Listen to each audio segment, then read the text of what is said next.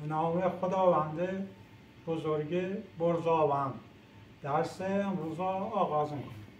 واژه هایی که برای زبان پارسی بسیار کاربرد دارند برای سخن گفتن، نوشتن و خواندن. آفریده، آفریده شده، پدید شده، فراز آمده، ساخته، ساخته شده، سرشته که ما میگوییم مخلوق. پس واژه مخلوق رو به کار نمیبریم از این پس و بذارش آفریده و سرشته و آفریده شده را به کار میبریم. آفریدگان خداوند، چقدر زیبا. آفریده های دادار، دادار آفریدگان، اهورا آفریدگان می شود مخلوقات خداوند. پس ما میگویم دادار آفریدگان، خدای آفریدگان، اهورا آفریدگان. آفریده خداوند، آفریده دادار، دادار آفریده، خداوند آفریده، خدای آفریده، اهورا آفریده می شود مخلوق خداوند. جا نباید اینا رو به کار برد. مخلوق خداوند رو نباید به کار. آوام، واژه آوام خونده میشه، عوام خونده میشه و اوام هم خونده میشه. پس می شود آوام، عوام، اوام. گاس، گاس زبان پهلویه که ما در فارسی میگویم گاه.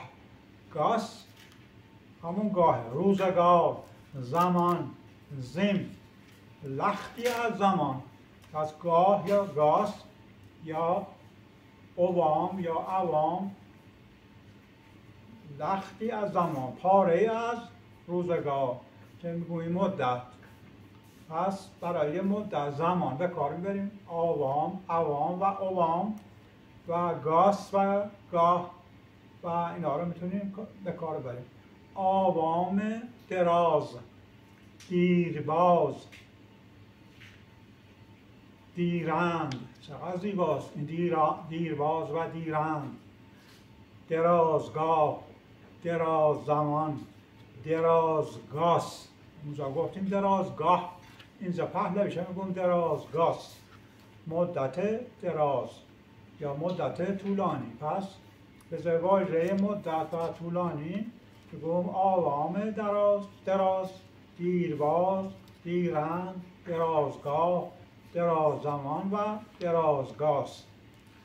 آوام بسیاری است که چند تا نقطه هم که یه چند تا واژه دیگه دنبالش بیاریم و به پایان برسونیم.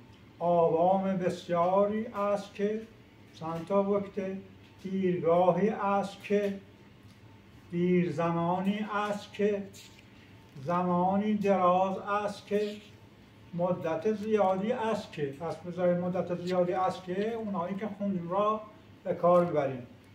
آوام کم یا آوام کوتاه یا اوام کم یا اوام کوتاه یا عوام کوتاه، کوتاه گاس یا کوتاه گاه. مدت کم یا مدت اندک یا مدت کوتاه که ما اینا را مدتش را نباید بکاریم. آوام زیست، آوام زیوش، آوام یا عوام زندگانی، درازی زندگانی، درازی زیوش، درازی زندگانی شود مدت عمر. آوام دراز، درازگاس، درازگاه، دیرند، دیرباز، زمان دراز، زیم دراز، زمانی دراز که میگن مدتی مدید یا مدت طولانی. نه یه بار خوندیم اما خب اینم یه جوری دیگهش بود. دیرگاه یا دیرگاس یا دیرگاهی یا دیرگاسی. واژه آشکار را چندین بار خوندیم اما اینجا واژه هایی که هم آرشن و واژه های بیگانه هستند را آوردیم. آشکار، آشکارا، آشکاره بی پرده، پدید، پیدا، پدیدار، نمایان، هویدا که ما میگیم ظاهر و علنی. پس بذارید ظاهر و علنی این واژه هایی که خوندیم و پارسی بودن و هم زیبا بودن اونا به کار ببرید. آمگان، نگرش کنید، آمگان، آمان، هامان، هامگان، همادگان، همه، همگان، امرگ، فرا گرفت که ما میگیم عموم. این واژه عموم از واژه عام یا حامی پارسی گرفته شده. واژه هایی که عموم و عمومیت و همه واژه هایی که همین معنی میدن در همین معنی هستن اینها همه از زبان پهلوی گرفته شده.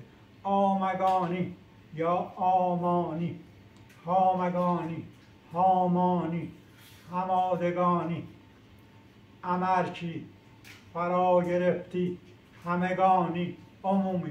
باز واژه عمومی ریشش پارسیه، پهلوی هست. آخشیگان، آخشیجان، ماتان، مات یا ماتک همون ماده هست، ماتان، مادان، مادگان، زهکان، کیاها، گوهران، استومندان. استوم می شود همون جسم و استومند می شود جسمانی. پس استومندان این می شود مواد یا عناصر. پس اخشیگان و اخشیجان و ماتان و مادان و مادگان و زهکان و کیاها، گوهران و استومندان به جای واژه های عناصر و مواد کاربرد دارد. خود این مواد هم از ماده پارسی گرفته شده و اونا باش جمع بستند و واژه سازی کردن. آخشیگان چهارگانه یا آخشیجان چهارگانه یا چهار گوهر یا چهار گوهر، چهار بالش که میگوییم ما گوهران که میشه عناصر اربعه. پس اینا رو نباید به کار ببرید عناصر اربعه، به جاش آخشیگانه چهارگانه یا چهار گوهر یا چهار بالش که بسیار زیبا هستن و به ویژه گوهران اینها رو به کار ببرید. آسنودش، واژه آسنودش پهلوی هست و به جای واژه القا کاربرد بسیار خوبی داره. و آسنودشگیر این هست آرمیسر، به جای آرمیسر آسنودشگیر رو به کار بریم. آشپیز یه بار دیگه هم خوندیم این سرزمینه اسب هست، آشپ هم که کاسی هست یا ایلامی هست به جای واژه اسب. اونها پیش آریایی ها میگفتن آشپ که هست. بله آشپیز. اسپهان، اسپاهان، سپاهان، اسپادان، اسپادانا، پارتیکان، اصفهان. اصفهان هیچ آرش معنی یا معنی نداره. اونا تازه ما با سات می‌نویسیم. ما در زبان پارسی سه نقطه نداریم، هجی نداریم، سات نداریم، تازا نداریم و قاف هم نداریم، عین قاف هم نداریم. پس ما اصفهان رو باید بنویسیم اصفهان یا سپاهان. در اینکه نزدیک بشه به همون اصفهان، اصفهان بسیار زیباتره. افغانستان یا افغانستان، سرزمین آبها، جایی که آمده یا سیبر یا رود بخش و رودهای بسیار، رود کابل و رود هیرمند و رود فراه و رودهای دیگر، رودهای بسیار تو افغانستان یا سرزمین آبها. و به نادرست میگویند افغانستان که اینها میگویند از فغان و افغان گرفته شده. نه، اینجا سرزمین آب هاست. آوشت یا دستینه که میشود امضا. اینا رو پیشتر خونده بودیم. اکنون برمیگردیم به یک که دیگه که آژگن، آژگنه، پروزن یا پروزن، روزنه دار، سوراخ دار، روزندار، توری قلبکن یا قلبکن قلبکن یا قلبکن سوراخ سوراخ پنجره پنجره چشمه چشمه لانه زنبوری که ما میگویم مشبک و مشبکه. پس آژگن و آژگنه را به جای مشبک و مشبکه و همون واژه شبکه به جایش میتونیم واژه آژگنه را به کار ببریم. آژگن کاری یا آژگن کاری، پنجره پنجره ساختن چیزی را میگویند آژگن کاری یا آژگن کاری. چشمه چشمه ساختن چیزی که میگویند مشبک کاری. پس به جای واژه مشبک کاری آژگن کاری و آژگن کاری به کاربرد بسیار خوبی دارند. آویستار، آویست به زبان پهلوی خبر هست یا خونبرگ.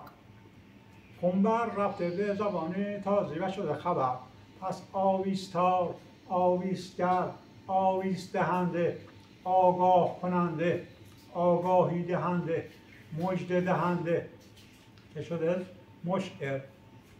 آشکار، پدیدار، پدید، آشکارا، آشکاره، پیدا، نمودار، دیداری، نمایان، بی پرده، هویدا، دیده شده، گواهی شده، گواهیده.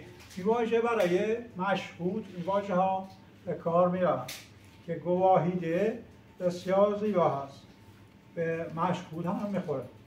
آوردگاه، آورد جای، میدان جنگ، ناوردگاه، رزمگاه، نبردجای، نبردگاه، ستیزجای، ستیزگاه، جنگجای که می شود مصاف جای. پس به جای این واژه ها ما نباید مصافه به کار بریم که بگو مصاف جای به کار نباید. آورد خواستن، جنگ خواستن، نبرد خواستن، پیکار خواستن، ناورد خواستن، خواستار جنگ و نبرد شدن، رزم خواستن شود مصاب خواستن. پس این واژه ها رو به کار میبریم ولی این یا اما مصاب خواستن را به کار نمیبریم. آورد دادن، ناورد دادن، جنگ کردن، جنگیدن، آوردیدن، ناوردیدن، آورد کردن، ناورد کردن، پیکار دادن، پیکاردن، پیکار کردن، رزم دادن، رزم کردن، رزمیدن، نبرد دادن، نبرد کردن، نبردیدن، به جنگ و نبرد پرداختن، ستیز دادن، ستیزیدن می شود مصاف دادن. پس ببینید چند لازم ما واژه های زیبا داریم و داریم از واژه های بیگانه بهره برداری میکنیم، اونها هم با واژه های خودمون هم کرد و ترکیب کردیم. آورددار، آوردی، پیکاردار، پیکاری، ناورددار، ناوردی، ستیزدار، ستیزی، رزمدار، رزمی، نبرددار، نبردی، جنگدار، جنگی که میگوییم مصافدار. آواز شکستن، پیروز شدن در جنگ و نبرد. ناورد شکستن، پیکار شکستن، رزم شکستن، جنگ شکستن، نبرد شکستن، گوییم مصاف شکستن. خدا نگهدارش.